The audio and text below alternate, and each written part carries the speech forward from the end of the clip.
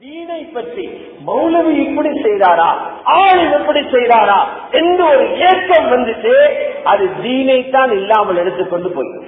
அந்த நிலைமை ஏதாவது உருவாச்சு நீங்க ஆலிம பத்தி புறம் பேசினதனால்.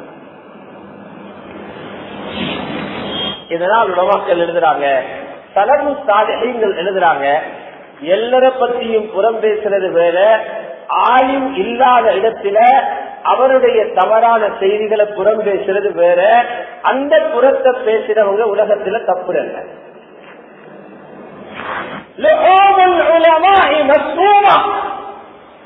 தலைப்புகள் சொல்றார், உலமாக்களுடைய இறைச்சி நஞ்சூட்டப்பட்டது. புறம் பேசுகிறவர் இறைச்சி சாப்பிடுறவர் குர்ஆன் சொல்லுது, யாரை பற்றி புறம் பேசினாலும் அவருடைய பிணத்தை தின்றதை போல உலமாக்கள் எழுதுறாங்க. இல்ல, உலமாக்களுடைய இறைச்ச சாப்பிடுறதே அது லேசில தப்பிக்கிறாரே, அதுல நஞ்சு கலந்துகிறது. அதுல முதல் விளைவு என்ன தெரியுமா? புறம் பேசுறவருடைய பரம்பரையில ஆகுமான ஒரு ஆலிமை அல்லாஹ் உருவாக்க மாட்டான்.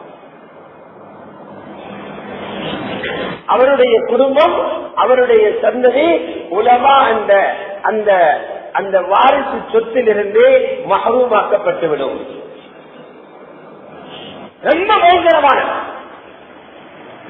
ஆகவே உலமாவை கண்ணியப்படுத்துவது என்பது அவருடைய கட்டளைகள், அவர் சீருடைய ஹக்கான கட்டளைகளை சொல்லும் போது அதற்கு மரியாதை கொடுத்து ஒத்துழைப்பு கொடுத்து அதை பாதுகாப்பது, அவருக்கு பின்னால் நிற்பது, அவருக்கு ஒத்துழைப்பு கொடுப்பது, அவரால் நடக்குகின்ற தவறுகளை மறைப்பது, அவருக்காக துஆ செய்வது, அவருடைய தேவைகளை பூர்த்தி செய்து கொடுப்பது, இத்தனை அம்சங்களும் இணைந்ததுதான் ஒரு ஆலிமை கண்ணியப்படுத்துவது.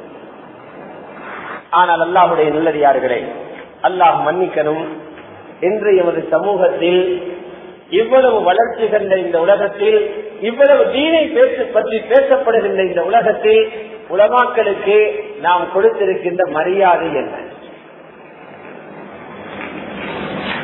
அவர்களுடைய ஹக்கிலே நாம் செய்திருக்கின்ற கண்ணியங்கள் என்ன? அவர்களை எந்த ஸ்தானத்திலே வைத்திருக்கிறோம்? உலமாக்கள் ஒருபோதும் யாரிடத்திலும் யாசகம் கேட்க தயாரானவர்கள் அல்ல, யாசிப்பவர்கள் அல்ல. ஆனால் எங்களுடைய ஒரு கடமை இருக்கிறது, அவர்களுடைய தேவைகளை உணர்ந்து அதனை பூர்த்தி செய்து கொடுப்பது.